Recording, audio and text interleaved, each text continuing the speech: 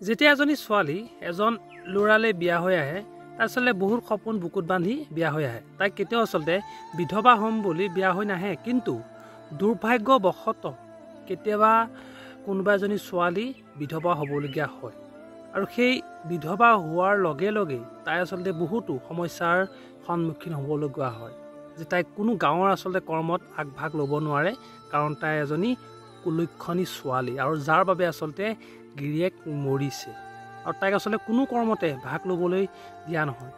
আৰু বিধৱা মহিলাই কেতিয়াও আচলতে ডাঙৰকৈ হাঁহিব নোৱাৰে বা কেতিয়াও আচলতে ফূৰ্তিত থাকিব নোৱাৰে, কাৰণ তাই গিৰিয়েক মৰিছে আৰু সেই বুলিয়ে তাই সদায় দুখত থাকিব লাগে।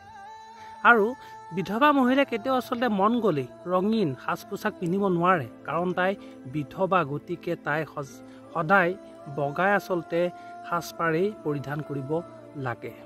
মানে তাই বহুতো আচলতে সমস্যাৰ সন্মুখীন হ'বলগীয়া হয়। কিন্তু আমি যদি এটা কথা চাওঁ, কিন্তু তেনে ক্ষেত্ৰত পুৰুষৰ লগত কিন্তু একে নহয়, কাৰণ পুৰুষে যেতিয়া এজন ল'ৰাই যেতিয়া এগৰাকী ছোৱালী আচলতে বিয়া পাতি আনে আৰু সেই ল'ৰাজনৰ যদি পত্নী কেনেবাকৈ যদি মৰে, তেতিয়াহ'লে 1 বছৰৰ পিছত ল'ৰাজনে আকৌ এগৰাকী বিয়া পাতি আনিব পাৰে।